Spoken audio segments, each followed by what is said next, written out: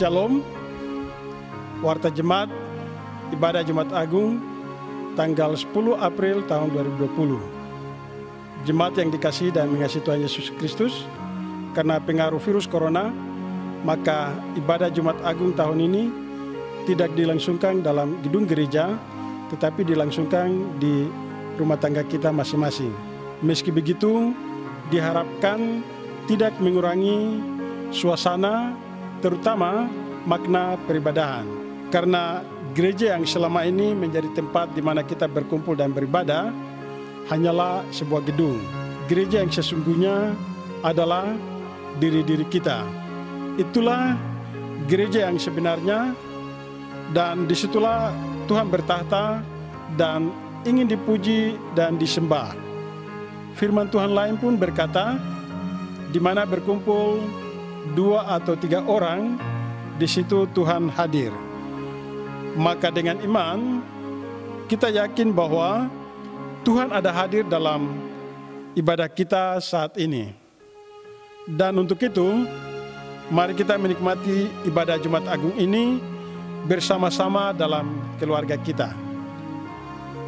Nats penuntun bagi kita berbunyi, sebab di dalam Dia, oleh darahnya, kita beroleh penebusan, yaitu pengampunan dosa menurut kekayaan kasih karunia-Nya.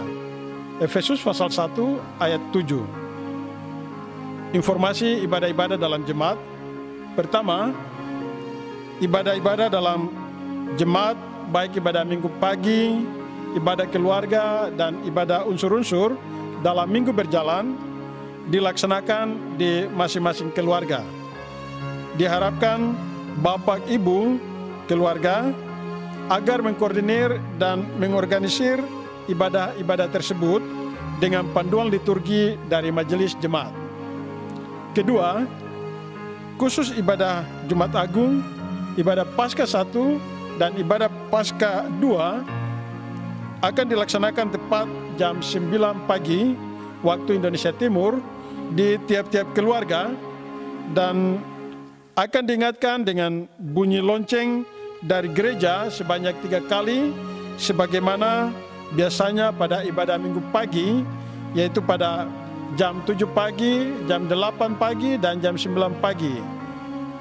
Pada bunyi lonceng yang ketiga, yaitu pada jam 9 pagi, tiap-tiap keluarga sudah memulai peribadahannya. Ketiga, di dalam peribadahan tersebut tetap ada persembahan. Tetapi persembahan bukan yang menjadi utama, melainkan ibadahlah yang menjadi utama. Sehingga persembahan tidak boleh menjadi kendala bagi tiap-tiap keluarga untuk tidak melaksanakan ibadah. Keempat, renungan ibadah Jumat Agung, ibadah Paskah 1 dan ibadah Paskah 2 dalam bentuk video klip yang dapat diakses oleh warga jemaat melalui channel YouTube Multimedia GKI Kanaan. Demikian Warta Jemaat GKI Kanaan pada ibadah Jumat Agung saat ini.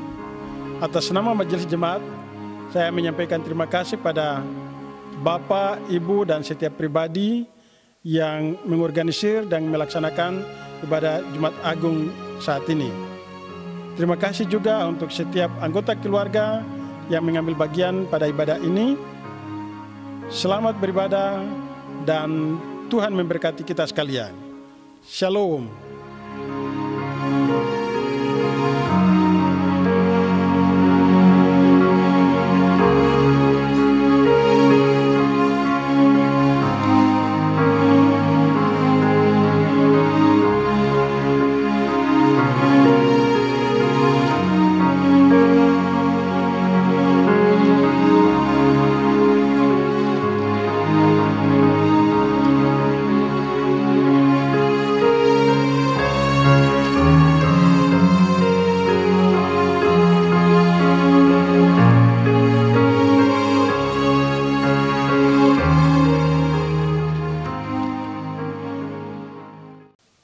Bapak dan Ibu, saudara-saudara sekalian yang terkasih di dalam Yesus Kristus Tuhan kita. Bagian pembacaan Alkitab kita dalam Injil Matius pasal 27 ayat 45 hingga ayatnya yang ke-56 diberikan tema kematian Yesus mengalahkan kuasa dosa dan maut. Kita sekarang berada di dalam peristiwa Jumat Agung, kematian Tuhan Yesus Kristus yang kita sembah. Dan bagian pembacaan Matius ini menjadi bahan perenungan kita di keluarga kita masing-masing. Sekalipun kita tidak berjumpa dalam persekutuan yang biasanya kita lakukan, dan kita lakukan kali ini di setiap rumah tangga kita masing-masing. Saudara yang diberkati oleh Tuhan Yesus, kejatuhan manusia dalam dosa sesungguhnya mengakibatkan hubungan baik antara manusia dengan Allah menjadi terputus. Komunikasi mereka terburuk. Siapa yang melakukan kesalahan wajib bertanggung jawab pada kesalahannya. Dan siapa yang menjadi korban kesalahan wajib menuntut hal kebenaran bagi dirinya. Adakah konsep ini dipakai Allah pada saat Adam dan Hawa bersikap tidak adil, bersikap tidak benar di hadapan Tuhan? Artinya, ketika Adam dan Hawa tidak mendengar, tidak mentaati perintah Tuhan sehingga mereka jatuh dalam dosa. Apakah pernah Allah menuntut? Apakah pernah Allah menuntut keduanya membayar kasih kebaikannya kepada mereka pada saat mereka dibuat baik oleh Allah di taman itu? Tidak, saudara. Sikap Allah ialah mengusir kedua manusia itu keluar dari taman rahmat Allah. Itulah sebabnya hubungan baik antara Allah dan manusia tidak lagi harmonis dan bahkan berdampak pada hubungan manusia dengan manusia yang juga tidak harmonis.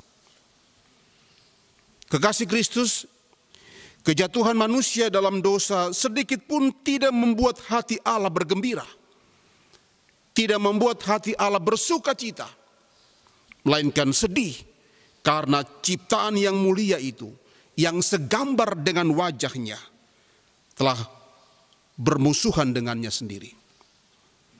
Siapakah yang berwenang mengembalikan hubungan yang rusak itu menjadi baik kembali? Apakah manusia ataukah Allah? Nah, saudara-saudara, peristiwa kematian Tuhan Yesus yang diceritakan oleh penginjil atau penulis Injil Matius maupun penulis Injil-Injil yang lain memberikan jawaban kepastian bahwa yang melakukan hubungan baik kembali antara manusia dengan Allah, Allah dan manusia adalah Allah sendiri. Dia bertindak dengan kemahakuasaannya sendiri, membangun hubungan baik dengan manusia. Bukan manusia yang melakukan hubungan itu. Penulis Injil Matius mau menjelaskan dua hal penting melalui peristiwa penyaliban dan kematian Yesus kepada para pendengarnya dan juga bagi kita sekarang ini. Yang pertama, saudara-saudara, penulis Matius mau menjelaskan bahwa Tuhan Yesus Kristus itu adalah anak Allah. Dia adalah Allah yang hadir dalam rupa manusia, yang membuktikan kemahakuasaannya, membuktikan kasih-Nya, agar manusia bisa mengerti bahwa Allah tidak bermain dengan hal ini. Allah bertindak untuk mencintai manusia karena Dia segambar dengannya. Hal yang kedua, saudara-saudara, Matius mau menjelaskan kepada kita bahwa menjelang sebelum Yesus mengakhiri hidupnya dan sesudah Yesus mati, ada peristiwa-peristiwa yang terjadi. Sorga dan bumi menyaksikan kematian Yesus. Segala yang bernafas menyaksikan kematian Yesus. Semua yang ada di sekitar bukit Golgota itu menyaksikan bagaimana kemahakuasaan Allah bertindak di dalam pribadi Yesus. Ini yang akan kita lihat bersama-sama saudara-saudara dalam bagian pembacaan Injil Matius pasal 27 ayat 45 sampai 56 yang diberikan judul oleh Lembaga Alkitab Indonesia adalah Yesus Mati. Bapak dan Ibu, dalam bagian pembacaan ini kita melihat ada beberapa hal yang penulis Injil Matius mau tegaskan atau dia mau menceritakan pada kita. Pada bagian pertama Bapak dan Ibu bisa memperhatikan pada ayat 45. Ayat ini menjelaskan atau memberi keterangan waktu. Ya. Pada jam 12 sampai jam 3, kegelapan itu meliputi seluruh daerah itu, yakni Golgota dan sekitarnya. Waktu atau jam, Bapak dan Ibu, waktu atau jam dalam kesaksian ini bukanlah waktu atau jam dalam pengertian matematik atau ilmu pasti, tetapi merupakan waktu yang disediakan Allah, waktu yang dianugerahi Tuhan, saat yang tepat bagi Allah untuk bertindak, untuk menyatakan kasih-Nya, terbukti di mata dunia, terbukti di setiap mata insan manusia. Itu hal yang pertama Bapak dan Ibu. Hal yang kedua, kita bisa lihat pada ayat 46 sampai 50. Ayat-ayat ini menjelaskan atau menceritakan tentang apa yang diucapkan oleh Yesus. Dan tentang apa yang terjadi setelah Yesus atau sebelum Yesus mengucapkan kata-kata itu. Sebelum Yesus mengakhiri hidupnya. Dia berkata singkat, Eloi, Eloi, lama sabatani. Allahku, Allahku, mengapa engkau meninggalkan aku? Ini ungkapan kemanusiaannya Yesus. Dia mengatakan, dia memohon pertolongan Allah agar dapat membebaskannya dari kesakitan, agar mampu membebaskan ia dari penderitaan, bahkan membebaskannya dari maut. Namun saudara-saudara, Getsemani telah membuktikan bahwa sekalipun doa Yesus kepada Bapanya itu, sekalipun dalam kerendahan hatinya dia bermohon, tetapi keputusan Allah adalah mutlak bahwa Yesus harus menjalani semuanya itu demi keselamatan umat manusia. Nah Bapak dan Ibu kekasih Kristus, lalu kemudian saudara-saudara kita perhatikan pada bagian yang ketiga, ayat 51 sampai 53. Ayat-ayat ini menyatakan tanda dan bukti kedahsyatan Allah yang dinyatakan kepada manusia dan kepada dunia. Ada beberapa peristiwa yang terjadi. Yang pertama, tabir bait Allah suci atau bait suci terbelah dua. Yang kedua, terjadi gempa bumi. Yang ketiga, bukit-bukit batu terbelah. Yang keempat, kuburan-kuburan terbuka dan banyak orang yang telah meninggal bangkit dari kematiannya. Ini yang diceritakan oleh penulis Injil Matius kepada kita sekalian. Peristiwa-peristiwa yang terjadi pada saat itu. Ya, menjelang kematian dan sesudah kematian Yesus. Peristiwa-peristiwa itu mau membuktikan bahwa langit, membuktikan bahwa bumi menyaksikan, dan bumi tahu persis siapa itu Tuhan yang hadir dalam rupa manusia, menyatakan kasih-Nya pada ciptaannya. Hal yang keempat adalah perhatikan pada ayat 54. Ayat ini menjelaskan bahwa setelah semua hal itu terjadi, ya, sesungguhnya ada ungkapan pengakuan iman yang tulus, pengakuan iman yang sesungguhnya tentang siapa itu Yesus sebenarnya. Kepala pasukan dan prajurit-prajurit sadar dan mereka mengungkapkan, sungguh Yesus adalah anak Allah. Itu adalah sebuah pengakuan iman, sebuah pengakuan sungguh-sungguh bahwa Yesus Kristus itu adalah anak Allah. Yesus itu adalah jalan satu-satunya kebenaran dan hidup. Yesus itu adalah jalan yang tunggal. Yesus itu adalah jalan yang pasti, tidak main-main. Ini yang penulis Injil Matius mau jelaskan pada para pembacanya, bahkan juga untuk kita semua. Dan hal yang terakhir, sekalian jemaat Tuhan dapat melihat di ayat 55 sampai ayat 56. Ayat-ayat ini saudara, dua ayat ini menjelaskan bahwa ada banyak perempuan yang melihat dari jauh peristiwa kematian Yesus. Perempuan-perempuan ini mengikuti Yesus dari Galilea dan melayani Dia dengan sungguh-sungguh dan tulus. Mereka itu adalah Maria Magdalena, Maria ibu Yakobus, Yusuf, dan ibu anak-anak Zebedius. Pertanyaan untuk kita, saudara. Mengapa perempuan dihadirkan dan ditampilkan pada peristiwa Yesus mati? Matius tidak menampilkan perempuan-perempuan ini sekedar sebagai pelengkap dalam sebuah kisah yang dilakukan oleh Allah. Matius tidak menampilkan perempuan-perempuan ini sekedar sebagai pelengkap dari kisah kematian Yesus.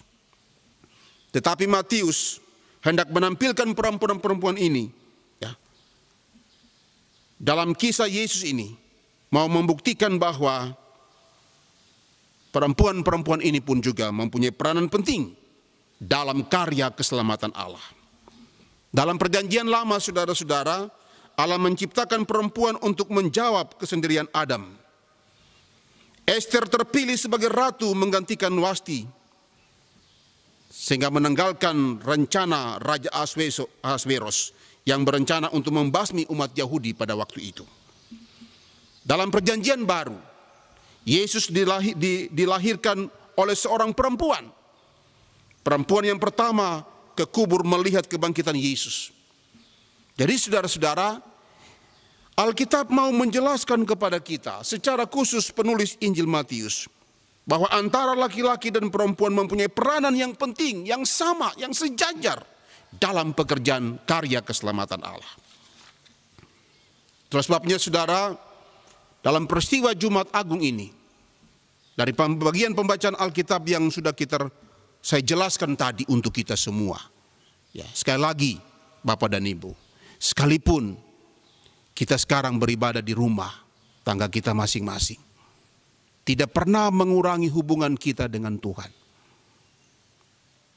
Maka di hari yang bersejarah ini, peristiwa kematian Tuhan Yesus, lewat bagian pembacaan Alkitab, saya mau tegaskan kepada kita semua bahwa kita harus sesungguhnya punya keyakinan bahwa Yesus yang kita sembah, Yesus yang kita yakini, Yesus yang telah mati di atas kayu salib, Yesus yang mengorbankan dirinya untuk kepentingan kita, Yesus itu adalah anak Allah. Yesus itu adalah Tuhan di atas segalanya. Yesus itu, Dia begitu mengasihi kita, begitu mencintai kita. Itulah sebabnya Dia mengorbankan hidupnya demi kepentingan kita. Bukan kepentingan dirinya. Dia mau membangun hubungan baik antara dirinya dengan kita, antara kita dengan Dia. Yesus yang kita sembah itu adalah Yesus yang sanggup mengubah segala sesuatu menjadi baik. Kita tahu bahwa rancangan Allah adalah rancangan damai sejahtera. Rancangan Allah bukan rancangan kecelakaan, kemusnahan. Kita sekarang berada pada kondisi yang tidak nyaman. Dengan hadirnya pandemi virus corona ini, membuat kita semua harus tinggal di dalam rumah. Kita meninggalkan sejenak persekutuan kita bersama-sama. Tapi itu bukan berarti Tuhan tidak ada hadir bersama dengan kita. Mezbah Allah yang sering kali kita lakukan dalam gedung gereja itu, kita alihkan sementara waktu berada dalam rumah tangga kita masing-masing. Maka penulis Injil Matius mau mengingatkan, Yesus yang mengasihi kita, Yesus sanggup bertindak untuk menyelamatkan. Maka virus yang sementara ini perkembangan virus, penyebaran virus yang membuat kita menjadi takut dan gelisah itu, harus punya keyakinan bahwa Tuhan sanggup mengubah. Kenapa? Karena Dia punya kasih. Rancangan Dia bukan rancangan untuk mencelakakan kita, tetapi rancangan Allah ini, melalui virus ini, mau mengingatkan kita agar persekutuan-persekutuan rumah tangga kita harus ditumbuh kembangkan.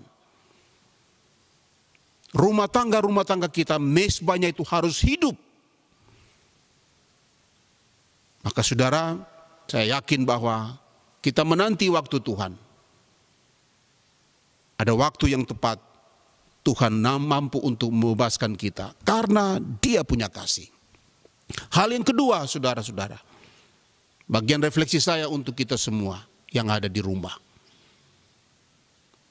yaitu pengakuan kita pada Tuhan.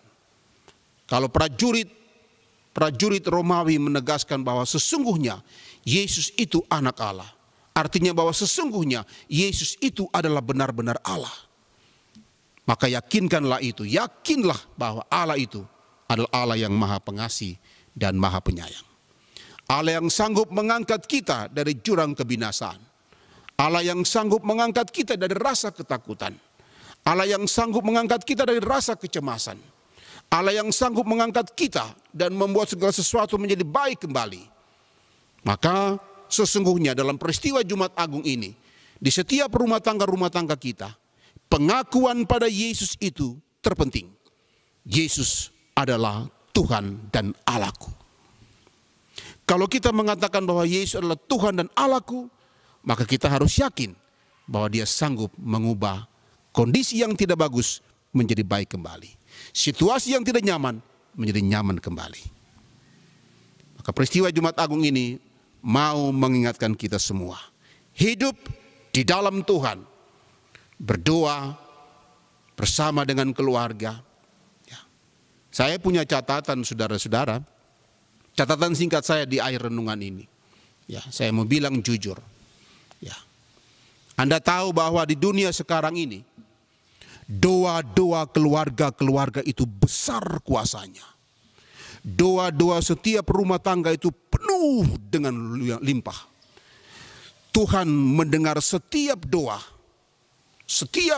dari keluarga. Tuhan tidak lihat setiap hari Minggu itu orang berdoa di setiap gereja, tidak. Tapi hari Minggu, Jumat Agung, Paskah nanti, Tuhan mendengar doa-doa dari setiap keluarga-keluarga Kristen. Para imam, ibu-ibu rumah tangga, anak-anak muda berdoa. Dan itu besar kuasanya. Kenapa kita berdoa pada Tuhan? Karena Tuhan mengasihi kita. Kenapa kita berdoa pada Tuhan? Karena Tuhan itu adalah Allah yang menyatakan diri dalam pribadi Yesus Kristus. Saudara, tetap semangat, tetap berjuang di dalam doa, bersekutu dengan suami, istri, anak-anak, anak-anak mantu, cucu-cucu, dengan punya pengharapan dan iman. Sesungguhnya Yesus adalah Tuhan dan Allah kita. Selamat merayakan Jumat Agung dan selamat menyongsong Paskah. Tuhan Yesus memberkati kita. Tuhan Yesus mengasihi kita dalam rahmat-Nya. Shalom, sehat-sehat semuanya. Amin. Saudara, mari kita berdoa. Tuhan, kami sudah mendengarkan firman-Mu. Tanamkan firman dalam batin kami. Buatlah kami percaya bahwa sesungguhnya Yesus adalah Tuhan dan Allahku. Tuhan yang esa, Tuhan yang berperkara, Tuhan yang sanggup mengubah kondisi yang buruk menjadi baik.